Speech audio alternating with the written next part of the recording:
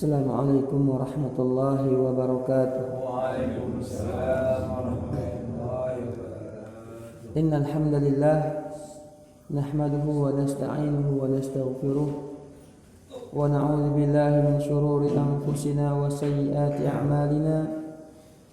Man yahdihillahu fala mudilla lahu wa man yudlil fala hadiya lahu. Wa asyhadu an la ilaha illallah wahdahu la syarika lahu wa asyhadu anna Muhammadan abduhu wa rasuluh.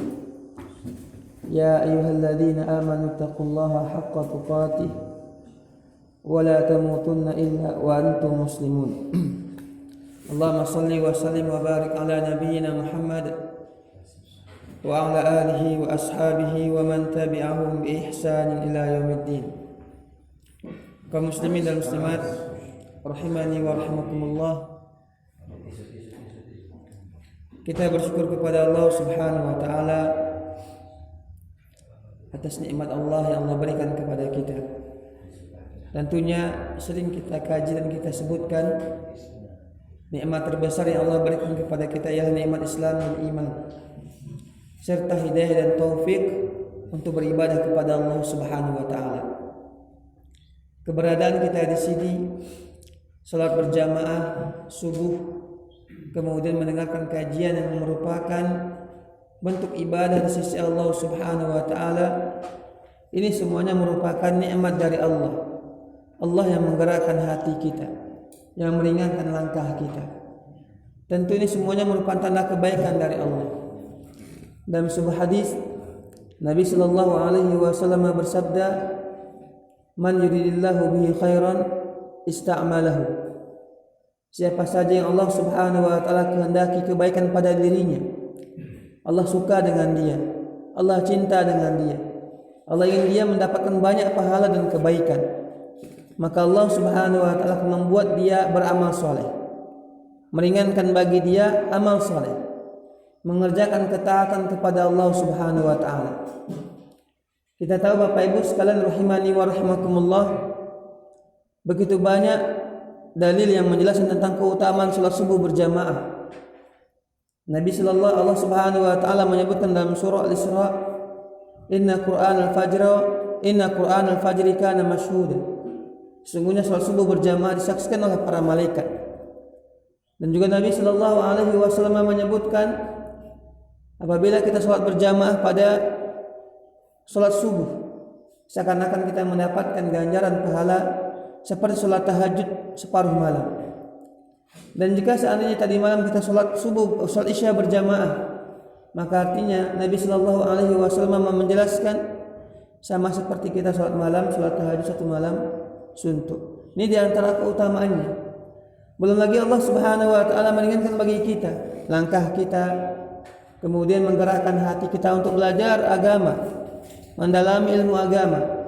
Dan kita tahu bahwa Nabi sallallahu alaihi wasallam menjelaskan, "Talabul ilmi faridatun ala kulli muslim." Belajar merupakan kewajiban atas setiap muslim. Dan Nabi sallallahu alaihi wasallam juga menyebutkan tentang keutamaan belajar, menghadiri majelis ilmu. Bahwa ketika kita berkumpul mempelajari agama Allah Subhanahu wa taala, Allah Azza wa Jalla memberikan rahmatnya kepada kita, memberikan sakinahnya kepada kita serta memuji kita di hadapan para malaikat. Ini diantara banyak keutamaan yang Nabi Sallallahu Alaihi Wasallam sebutkan tentang belajar. Maka ini merupakan nikmat dari Allah Azza wa Jalla yang wajib kita syukuri dengan cara terus kita istiqamah di atas agamanya, istiqamah di atas ketaatan kepada Allah Subhanahu wa taala. Selawat dan salam untuk Nabi kita Muhammad sallallahu alaihi wasallam. Allahumma shalli wa sallim ala nabiyyina Muhammad. Kaum muslimin dan muslimat rahimani wa rahimakumullah. Pada kajian sebelumnya bulan lalu kita membahas tentang masalah doa dan adab-adabnya. Kita sebutkan bahwa doa merupakan ibadah yang mulia di sisi Allah Subhanahu wa taala, yang mana Allah Azza wa Jalla perintahkan kepada kita hamba-hambanya untuk memperbanyak doa. Bahkan Allah Azza wa Jalla marah sekali kepada kita kalau kita tidak mau berdoa kepada Allah Subhanahu wa taala. Dan juga kita sebutkan bagaimana adab dalam berdoa. Ya, di antaranya ketika kita berdoa kepada Allah Subhanahu wa taala, memuji Allah terlebih dahulu, menyebutkan Asmaul Husna dan berselawat kepada Nabi sallallahu alaihi wasallam. Kemudian juga diantaranya ya kita menggunakan adab-adabnya seperti mengangkat tangan ketika berdoa kepada Allah Subhanahu wa taala dan banyak lainnya. Serta ya ada beberapa waktu ataupun tempat-tempat mustajab dalam berdoa yang kita harus manfaatkan. Ketika hujan umpamanya ataupun ketika antara azan dengan iqamah dan juga beberapa tempat lainnya, kita disunahkan untuk memperbanyak doa pada waktu-waktu tersebut, karena waktu-waktu itu merupakan waktu yang mustajab untuk berdoa kepada Allah Subhanahu wa taala. Adapun pada hari ini insyaallah kita akan membahas 3 wasiat Nabi sallallahu alaihi wasallam. Di antara wasiat tersebut untuk berakhlak mulia dan juga menjaga adab kita. Hadis ini Bapak Ibu sekalian rahimani wa rahimakumullah, riwayat daripada Al-Imam At-Tirmizi. Al-Imam At-Tirmizi dalam sunannya dari sahabat Nabi sallallahu alaihi wasallam Mu'adz bin Jabal dan juga Abu Dar Al-Ghifari. Nabi sallallahu alaihi wasallam bersabda, "Ittaqillaha haitsu ma kunta wa atbi sayyatal hasanata tamhuha wa khaliqin nasa bi khuluqin hasanin." 3 wasiat Nabi sallallahu alaihi wasallam kepada kita. Yang pertama, ittaqillaha haitsu ma kunta. Bertakwalah engkau kepada Allah dimanapun engkau berada. Wa atbi sayyatal hasanata tamhuha. Iringilah perbuatan buruk, perbuatan jahat, perbuatan maksiat dengan perbuatan baik. Niscaya perbuatan baik tersebut akan menghapuskan dosa daripada maksiat yang kita lakukan. Wa khaliqin nasa bi khuluqin hasanin. Wasiat yang ketiga, hendaklah engkau bergaul dengan manusia, berteman dengan manusia dengan akhlak yang mulia, dengan akhlak yang baik. Kaum muslimin dan muslimat rahimani wa rahimakumullah, 3 wasiat ini merupakan wasiat yang sangat agung, wasiat yang sangat mulia, yang apabila kita mau mengamalkannya, mau melaksanakan wasiat Nabi sallallahu alaihi wasallam, pasti akan memperoleh ridha dari Allah dan masuk ke surga Allah azza wa jalla. Tentu ya seorang mukmin itu cita-cita tertingginya ialah bagaimana bisa kakinya itu menginjakkan surga Allah azza wa jalla. Al-Imam Ahmad pernah ditanya, beliau merupakan seorang ulama yang begitu rajin ibadahnya, semangat belajarnya, semangat berdakwahnya, mengajarnya. Ketika beliau mengatakan, sampai kapan kita harus beramal? Kapan istirahat kita? Kapan kita nggak sholat lagi? Kapan kita nggak beramal soleh lagi? Kapan kita nggak belajar lagi? Maka Imam Ahmad mengatakan, menjawab, sampai kaki kita menginjak surga Allah Subhanahu wa taala, barulah kita istirahat. Karena istirahat yang sebenarnya ialah di surga Allah Subhanahu wa taala. Karena kelak di akhirat yang ada ialah hisab, perhitungan dari Allah serta balasan dari Allah dunal amal, tanpa ada amalan. Hari ini kita di dunia beramal tanpa ada hisab. Penghisapan kelak pada hari kiamat. Kewajiban kita darul amal namanya di sini, tempatnya untuk beramal soleh. Makanya kata Allah Subhanahu wa taala, ya ayyuhalladzina amanu taqullah wal tanzur nafsum ma qaddamat lighad. Wahai orang-orang beriman, hendaklah kalian bertakwa kepada Allah dan lihat, perhatikan ya setiap jiwa apa yang telah dia lakukan, yang telah dia persiapkan untuk hari esok, maknanya ya untuk hari kiamat. Karena pada hari ini kita memang dituntut untuk beramal soleh, bertakwa kepada Allah Subhanahu wa taala. Nanti pada hari kiamat baru kita akan dihisab. Segala macam perbuatan kita diminta pertanggungjawaban oleh Allah Subhanahu wa taala. Tapi hari kiamat kelak tak bisa lagi beramal. Makanya orang-orang yang kafir umpamanya, dia berharap agar bisa kembali di dunia untuk beriman kepada Allah Subhanahu wa taala. Orang-orang yang tidak sholat umpamanya, kalau pada hari kiamat meminta kepada Allah, memohon kepada Allah bagaimana dia bisa pulang kembali ke dunia sehari saja untuk bisa menyembah Allah Subhanahu wa taala, beramal soleh. Tapi hal demikian tidak mungkin terjadi karena sudah selesai dunia ini, sudah selesai. yang adalah bagaimana semua amalan kita akan Allah hisab. Maka oleh sebab itu ma'asyiral muslimin rahimani wa rahimakumullah, hendaklah ketika kita masih hidup di dunia ini memanfaatkan waktu dan usia kita untuk beramal soleh, mengisi dengan ketaatan kepada Allah Azza wa Jalla. Kaum muslimin dan muslimat rahimani wa rahimakumullah, apa maksud daripada wasiat Nabi sallallahu alaihi wasallam? 3 wasiat yang sangat agung ini. Yang pertama kata Nabi tadi ialah bertakwalah engkau kepada Allah dimanapun engkau berada. Takwa kepada Allah kita sama-sama tahu maknanya ialah melaksanakan segala perintah Allah dan menjauhi larangan-larangannya. Banyak definisi takwa yang para ulama kita menjelaskan. Termasuk salah seorang ulama yang zaman dahulu yang mengatakan, yaitu Thalaq bin Habib, yang mengatakan at-taqwa an ta'mala bi ta'atillah ala nurin min Allah tarju thawaballah wa an tatruka ma'siyatallah ala nurin min Allah takhafu iqaballah. Takwa itu ialah engkau melaksanakan ketaatan kepada Allah sesuai dengan petunjuk Allah dan Rasulnya, serta engkau mengharapkan pahala dari Allah. Itu namanya takwa. Kenapa Bapak Ibu sekalian rahimani wa rahimakumullah? Karena ada juga di antara manusia yang dia melakukan ketaatan kepada Allah tapi tak mengharapkan pahala dari Allah. Dia sholat tapi bukan karena Allah. Dia sholat mungkin untuk dianggap sebagai orang alim, orang yang saleh, tak ikhlas karena Allah. Maka kalau begitu bukan takwa namanya. Karena apa? Takwa itu dia beramal saleh mengharapkan pahala dari Allah, ganjaran dari Allah. Apapun yang kita lakukan, amal soleh kita berbuat baik kepada manusia, membantu orang lain, dia butuh uang kita pinjamkan, dia butuh bantuan kita bantu. Ini jadi takwa, dia menjadi sebuah ketakwaan di sisi Allah kalau kita mengerjakannya karena Allah Subhanahu wa taala dan mengharap ganjaran dari Allah. Itu namanya takwa. Karena ada juga orang yang umpamanya dia membantu orang lain karena apa? Sudah menjadi rutinitas, kebiasaan. Ya. Enggak mengharapkan dari Allah Subhanahu wa taala apa-apa, ini keliru. Harus ada pengharapan kepada Allah. Nah, ini juga kita mungkin ingin meluruskan pendapat-pendapat yang mengatakan bahwa kalau kita beribadah kepada Allah, tak perlu kita mengharapkan surga Allah, tak perlu kita mengharapkan pahala dari Allah. Ya sudah, beramal soleh saja. Ini keliru pemahaman seperti ini.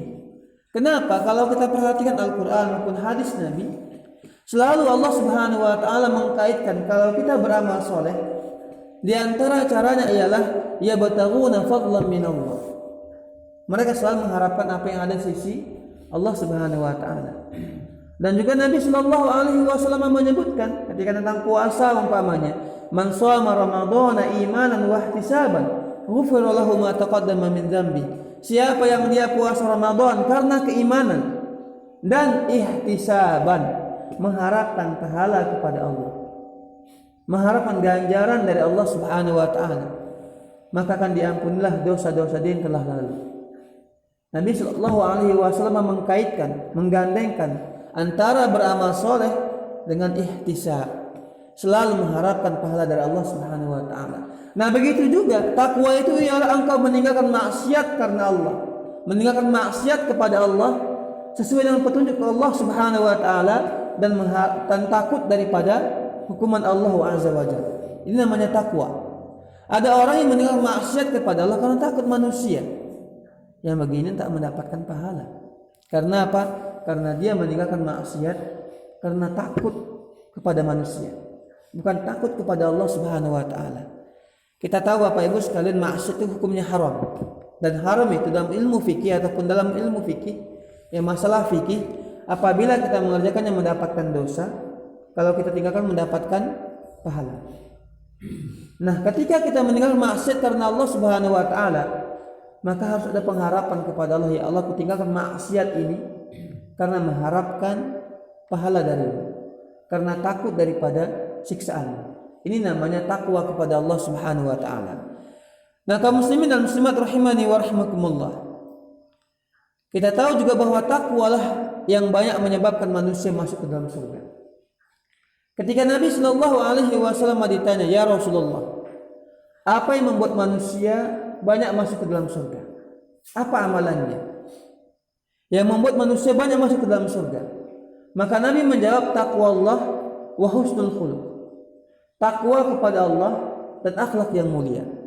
Nah, dua perkara inilah, dua amalan inilah yang membuat manusia banyak masuk ke dalam surga. Mereka bertakwa kepada Allah dan berakhlak mulia. Dan juga dalam surah Al-Imran ketika Allah Subhanahu wa taala menjelaskan tentang ampunan dan surganya, kata Allah Azza wa Jalla, ya, wasari'u ila maghfiratin min rabbikum wa jannatin 'arduha as-samawati wal ardu wa iddat lil muttaqin. Bersegeralah kalian menuju ampunan dari Allah serta surganya yang luasnya seperti langit dan bumi. Untuk siapa? Kata Allah Subhanahu wa taala, wa iddat lil muttaqin. Itu semuanya Allah Azza wa Jalla siapkan, sediakan bagi orang-orang yang bertakwa. Surga yang luas seperti langit dan bumi Allah siapkan bagi orang-orang yang bertakwa. Bapak Ibu sekalian, kalau kita baca hadis Nabi Sallallahu Alaihi Wasallam bahwa penduduk surga yang paling rendah, karena setiap kita ini di surga itu bertingkat-tingkat, berbeda kasta kita, berbeda derajat kita, tergantung dengan amalan kita, tergantung dengan ketaatan kita kepada Allah Subhanahu wa taala, berbeda-beda. Bisa jadi pada hari ini saya lebih baik dari segi dunia daripada Bapak Ibu sekalian, tapi di akhirat kelak di surga belum tentu, ya. Karena apa? Yang membuat kita itu berbeda kelak pada hari kiamat ialah amalan dan ketaatan kita kepada Allah Subhanahu wa taala. Bukankah Allah Azza wa Jalla menyebutkan inna akramakum indallahi atqakum? Yang paling mulia di antara kalian di sisi Allah ialah yang paling bertakwa. Yang Allah lihat dari kita ialah takwa kita kepada Allah, ketaatan kita kepada Allah Subhanahu wa taala, rasa takut kita kepada Allah Azza wa Jalla. Itu membuat kita berbeda. Dan Nabi menyebutkan kelak penduduk surga yang paling rendah kastanya, yang paling rendah derajatnya ialah dia yang mendapatkan istana, kemudian kemegahan seperti langit dan bumi. Artinya apa? Begitu besar kenikmatan yang akan dia peroleh. Bahkan ya, Nabi menyebutkan saking nikmatnya lah surga itu, ada manusia yang paling kaya di dunia ini, paling senang dan paling hidup mewah. Ya, kita tahu orang-orang barat sana itu semuanya dia punya. Mobilnya sampai berlapiskan emas, ya. Mobilnya di garasi seperti yang muat daripada lapangan bola, itu semua bisa diisi dengan mobil dia. Rumah dia juga besar, bahkan dia punya pulau, punya pesawat, jet pribadi dan sebagainya. Nabi menyebutkan bahkan kelak pada hari kiamat nanti, manusia yang paling mewah, paling senang di dunia ini, ketika dia dicelupkan sebentar saja di neraka, kemudian dikeluarkan, kemudian ditanya kepada dia, pernahkah engkau merasakan kehidupan dunia yang bahagia, kemewahan dunia? Dia katakan, demi Allah tidak pernah. Bagaimana neraka yang begitu pedihnya itu membuat dia itu lupa akan segala macam kenikmatan yang pernah dia rasakan di dunia. Nah, sebaliknya di surga Allah Subhanahu wa taala ada manusia yang paling susah, paling miskin, paling sengsara hidupnya di dunia ini karena tak memiliki harta dan kedudukan. Ketika dimasukkan ke dalam surga sebentar saja, sedetik saja, dikeluarkan kembali, ditanya kepada dia, bagaimana yang kau rasakan? Pernah enggak engkau merasakan kesusahan sekali saja? Sebentar saja. Dia katakan, demi Allah tak pernah aku merasakan kesusahan. Nikmat surga tersebut membuat dia lupa, ya, hilang rasa kesengsaraan, kesedihan ketika dia di dunia. Begitulah surga Allah Subhanahu wa taala. Nah, ketika Allah Subhanahu wa taala menjelaskan bahwa ampunannya, surganya yang luas seperti langit dan bumi, itu Allah siapkan bagi orang-orang yang bertakwa. Maka Allah Azza wa Jalla sedikit menjelaskan tentang sifat-sifat mereka, kriteria mereka. Seperti apakah orang-orang yang bertakwa itu, apa amalannya? Allah Subhanahu wa taala menyebutkan orang-orang bertakwa itu ialah alladzina yunfiquna fis sarra'i wad dharra. Yang pertama amalan mereka itu, kebiasaan mereka itu ialah mereka selalu berinfak kepada Allah baik dalam keadaan susah maupun dalam keadaan senang. Kaya ataupun miskin, tetap dia bersedekah karena Allah Subhanahu wa taala. Memang biasanya kita tabiatnya ataupun fitrahnya itu, Ketika senang kita mau berinfak. Karena apa? Kita punya harta lebih. Tapi ketika kita susah, ketika kita itu memiliki masalah, mulailah sifat bakhil menghampiri kita. Malas bersedekah, tak mau berinfak. Karena apa? Dalam keadaan susah. Tapi orang-orang yang bertakwa Allah Subhanahu wa taala sebutkan, mereka membiasakan berinfak dan bersedekah bagaimanapun kondisi mereka, berapapun yang mereka miliki, apapun kondisi yang saat ini sedang mereka hadapi. Ada kisah menarik pada masa Nabi Shallallahu Alaihi Wasallam. Para sahabat Nabi Shallallahu Alaihi Wasallam, para sahabat yang begitu giat dan rajin berinfak, bersedekah. Ketika perang Tabuk, ya Nabi Shallallahu Alaihi Wasallam mengajak kaum muslimin untuk berinfak, membela agama Allah fisabilillah. Maka Abu Bakar ketika itu membawa seluruh hartanya. Abu Bakar. Umar bin Khattab membawa separuh hartanya. Ada yang membawa sebagian hartanya. Ada yang memikul gandum. Ada pula di antara sahabat itu yang mereka orang-orang yang susah, yang membawa segenggam kurma ataupun gandum yang mereka sedekahkan kepada jalan Allah Subhanahu wa taala. Begitulah para sahabat Nabi Sallallahu Alaihi Wasallam. Tapi ada sepasang suami istri. Pernah suatu hari Nabi Sallallahu Alaihi Wasallam mengatakan kepada para sahabatnya, datang tamu beliau. Kata beliau, aku tak punya harta, tak punya makanan untuk tamuku ini. Siapa di antara kalian yang mau menjamu tamuku ini, yang bisa memberi dia makan malam? Maka ada salah seorang sahabat mengatakan, aku ya Rasulullah, saya ya Rasulullah. Maka dia pulang ke rumahnya, dia tanya kepada istrinya, apa yang kita miliki? Kata istrinya, kita cuma punya sedikit daripada gandum yang bisa dimakan hanya untuk satu orang. Sedangkan anak kita ini sedang menangis kelaparan. Kata suaminya, kalau begitu tidurkan anak kita, kemudian masak gandum ini. Nanti ketika tamu Rasulullah datang ke rumah kita, aku akan pura-pura perbaiki lampu, matikan lampu, lampu akan mati, kemudian gelap, kemudian kita pura-pura makan bersama dia. Pura-pura makan bersama dia. Akhirnya bapak ibu datanglah tamu ini, dimasaklah tadi anak sudah tidur, kemudian dimasakkan gandum itu. Ya. Makanan cuma cukup untuk satu orang. Dikasihlah tamu itu. Kemudian si suami pura-pura memperbaiki lampu, kemudian padam. Enggak bisa diperbaiki. Akhirnya apa? Mereka pun makan dalam kegelapan. Si tamu lahap makannya sampai kenyang, mereka pura-pura makan. Seperti orang sedang makan, mengambil makanan di piring, kemudian mulut juga seperti orang sedang makan. Padahal mereka enggak makan, kelaparan. Tapi mereka tahu ini lebih utama, mendahulukan orang lain. Ini tamu Rasulullah.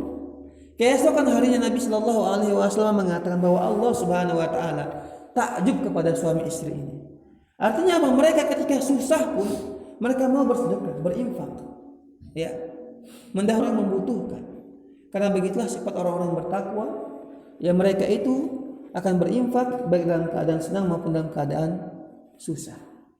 Pada muslimat rahimani wa rahmatullah. Kemudian yang kedua, Nabi Shallallahu Alaihi Wasallam menyebutkan di antara sifat orang-orang bertakwa itu ialah alladzina yunfiquna fi sarra'i wad dharra wal kadhimina al-ghaidha.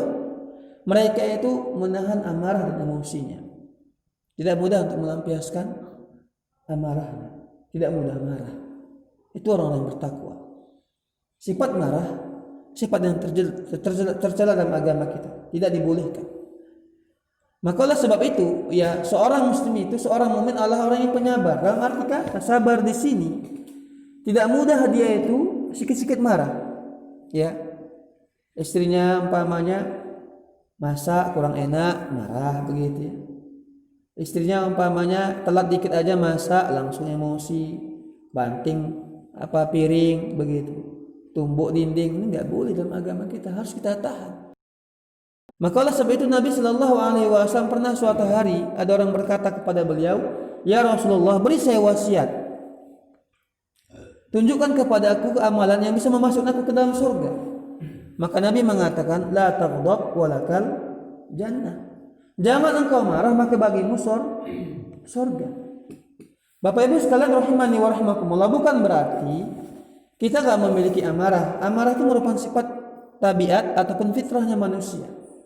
Setiap orang pasti memiliki sifat marah. Dan terkadang memang kita juga perlu marah. Marah dalam arti kata di sini jangan sampai marah tersebut menimbulkan kerugian. Jangan sampai marah tersebut merendahkan orang lain, mencaci maki orang lain. Apalagi jangan sampai marah tersebut sampai main fisik atau bahkan membunuh orang lain. Jangan sampai. Kalau marah dalam arti kata memberi peringatan, itu nggak masalah. Seorang guru umpamanya, muridnya ini nakal, bandel, nampak dia marah, ya agak tinggi suaranya, tapi menasihati. Jadi anak tuh nggak boleh bandel, itu nggak masalah. Yang jadi masalah ialah ketika kita marah, datanglah sifat kita itu suka merendahkan orang lain. Marah sama istri, ya karena istri membuat kesalahan. Sebaiknya bagaimana? Sebaiknya kita tahan. Ya sebaiknya kita tahan, nggak merendahkan. Tapi kalau sampai merendahkan, dasar istri tak tahu diri, istri pemalas, istri ini dan begitu, ini nggak boleh. Sampai merendahkan, ya. Nah Bapak Ibu kita lihat memang, apalagi kalau kita di jalan raya, di jalan itu memang banyak setannya Bapak Ibu, banyak setannya. Bahkan gara-gara saling balas musuh. Ada beberapa kasus bahkan saling membunuh di jalan tol mereka karena disalib, nggak senang dia. Ya, akhirnya apa? Berlomba mereka saling salipan, kemudian berantem, akhirnya satu orang terbunuh karena dipukul, ya karena dihajar. Gara hal sepele, ya. Apa mata kau? Ini kata-kata yang kasar begitu. Akhirnya memuncak amarah dan emosi kita. Tapi kalau seandainya kita bersikap tenang begitu, kita nggak usah dihiraukan. Ya nanti juga dia pergi, ya sudah, ya. Ngapain kita marah kan begitu? Lebih utama daripada naik darah kita tiba-tiba stroke kita, kena darah tinggi begitu, jantungan, kasihan orang yang bersama kita. Karena apa? Nggak bisa menahan amarahnya. Maka di sini kita perlu memanajemen, membiasakan untuk menahan amarah kita. Jangan mudah marah. Makanya Nabi Shallallahu Alaihi Wasallam menyebutkan orang yang dia itu mampu menahan amarahnya, padahal dia mampu untuk melampiaskannya. Bisa dia melampiaskannya, tapi dia tahan. Maka kelak kata Nabi Shallallahu Alaihi Wasallam pada hari kiamat, Allah akan panggil di hadapan seluruh makhluk. Dan Allah akan katakan kepada dia, silahkan kau pilih bidadari yang kau kehendaki. Merupakan sebuah keutamaan bagi orang-orang yang bisa menahan amarah dan emosinya. Kemudian di antara sifatnya Nabi Shallallahu Alaihi Wasallam menyebutkan wal afina 'anil nas. Mereka itu suka memaafkan orang lain. Suka memaafkan orang lain. Bapak Ibu, ini sifat memaafkan itu sangat berat, sangat berat. Kenapa? Memang tabiatnya kita kalau disakiti, dizalimi akan sakit hati. Dan bahkan ada sifat dendam pada diri kita. Bahkan kita berharap, bercita-cita bagaimana aku bisa membalas perbuatan dia. Itu kita. Maka oleh sebab itu wajar Nabi Allah Subhanahu wa taala memberikan kepada orang-orang yang memiliki sifat pemaaf. Istrinya salah, dia maafkan. Keluarganya salah, zalim sama dia, dia maafkan. Ya, karena dia tahu ini sebuah perbuatan yang mulia. Wajarlah Allah Subhanahu wa taala menyiapkan bagi orang-orang yang suka memaafkan kesalahan orang lain dengan surga yang luas seperti langit dan bumi. Ini Bapak Ibu, memaafkan orang lain. Lihat Nabi Yusuf alaihissalam. Nabi Yusuf alaihissalam. Ini jadi masalah bagi kita kepada keluarga-keluarga kita. Abang kita, paman kita, keponakan kita, sepupu kita, bahkan orang tua kita. Sifat pemaaf ini jarang kita amalkan. Sehingga ketika keluarga sedikit menyakiti hati kita saja, itu dendam sampai bertahun-tahun. Enggak teguran, ya. Tak mau membantu, bahkan balas dendam. Padahal keluarga sendiri lahir daripada rahim yang sama, DNA-nya sama, gennya sama, darahnya juga hampir sama, mirip begitu. Kenapa harus saling bermusuhan kepada keluarga kita? Kenapa gak memaafkan? Ya, Nabi Yusuf alaihissalam, saudara-saudara dia iri sama dia, menzalimi dia, bahkan mereka berencana untuk membunuh beliau. Akhirnya apa? Mereka sepakat, ayo kita buang Yusuf ini ke dalam sebuah sumur tua, dibuang. Sehingga Nabi Yusuf menjadi seorang budak di kota Mesir. Jauh, dia tidak jumpa, berpisah dengan ayah yang paling dia cintai, ayahnya, bertahun-tahun. Sampai-sampai si ayah pun menjadi buta karena apa? Menangis Nabi Yusuf alaihissalam. Rindu Nabi Yusuf alaihissalam. Ketika Nabi Yusuf alaihissalam berhasil menjadi seorang menteri di kota Mesir, orang yang terpandang, orang yang kaya, datang saudara-saudara yang menzalimi dia tersebut. Tetap dia bantu, bahkan dia maafkan kesalahan-kesalahan mereka. Enggak dia balas dendam, enggak juga dia hukum. Nabi Shallallahu Alaihi Wasallam ketika berada di kota Makkah disiksa, dihina, dicaci maki, dibilang orang gila dan seterusnya, dizalimi beliau. Ketika beliau berhasil menguasai kota Makkah, Fathu Makkah, membebaskan kota Makkah, beliau mengatakan kepada orang-orang Quraisy yang menzalimi beliau, idhabu fa antum mutlaqa, pergilah kalian semuanya bebas, la tasriba alaikumul yawm, tiada celaan bagi pada hari ini. Apa? Nabi Shallallahu Alaihi Wasallam memaafkan mereka. Begitulah sifat memaafkan. Maka Bapak Ibu, kalau seandainya sifat-sifat yang mulia ini kita miliki, maka pertama hati kita menjadi tenang. Yang membuat manusia itu banyak penyakitnya, karena apa? Hatinya juga rusak. Banyak penyakit dalam hatinya. Penyakit iri kepada orang lain, penyakit suka memikirkan kesenangan orang lain, pusing kepalanya. Penyakit suka memikirkan orang menzalimi dia, bagaimana bisa membalas dendam, ya. Penyakit ia suka marah, tak bisa menahan emosi. Ini penyakit-penyakit seperti ini yang menyebabkan banyak penyakit yang berbahaya. Ya seperti kita sebutkanlah stroke, ya. Gak bisa lagi dia berbicara ataupun bergerak, diabetes dan sebagainya. Kenapa? Banyak penelitian yang menyebutkan penyakit-penyakit fisik itu terkadang timbul karena pikiran dan hati. Karena pikiran dan hati, ya. Maka perlu sifat-sifat yang mulia yang Nabi Shallallahu Alaihi Wasallam ajarkan kepada kita untuk kita mengamalkannya. Baik Bapak Ibu, ini yang pertama wasiat Nabi, yaitu hendaklah kita bertakwa kepada Allah dimanapun kita berada. Laksanakan segala macam perintah Allah, apapun kondisi kita, dimanapun kita, dan jauhi larangan-larangannya. Yang kedua wasiat Nabi ialah hendaklah engkau mengiringi perbuatan buruk dengan perbuatan jahat. Maksudnya perbuatan buruk dan perbuatan baik. Kalau kita bermaksiat kepada Allah Subhanahu wa taala, jangan setelah itu diam saja, enggak. Bermaksiat kepada Allah, kemudian kewajiban kita berikutnya ialah bertaubat. Atau melakukan banyak amal soleh supaya dosa-dosa tersebut terhapuskan dengan amal soleh kita. Ya. Maka oleh sebab itu ketika bermaksiat kepada Allah, jangan lupa juga mengiringi dengan taubat kepada Allah, istighfar. Jangan setan merayu kita yang mengatakan kepada kita, untuk apa engkau beristighfar, bertaubat kepada Allah, tahu juga engkau ulangi maksiatmu. Jangan begitu. Tetap beristighfar kepada Allah Subhanahu wa taala. Dan juga banyak amal soleh lainnya. Termasuk umpamanya kalau kita memperbanyak sedekah, itu bisa menghapuskan dosa-dosa kita. Dahulu para sahabat kalau mereka bermaksiat kepada Allah, sadar mereka ini perbuatan maksiat, maka mereka bersedekah untuk menghapuskan maksiat tersebut. Nah begitu juga pernah suatu hari ada salah seorang pemuda datang kepada Nabi, ya Rasulullah, hukum aku ya Rasulullah, beri aku hukuman berat, kenapa? Aku bermaksiat kepada Allah. Ceritanya kawan ini, sahabat ini, dia mencium seorang wanita yang bukan halal bagi dia.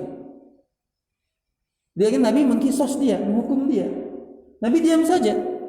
Ketika itu tiba waktu sholat asar. Habis sholat asar, Nabi tanya, mana si fulan tadi? Saya ya Rasulullah.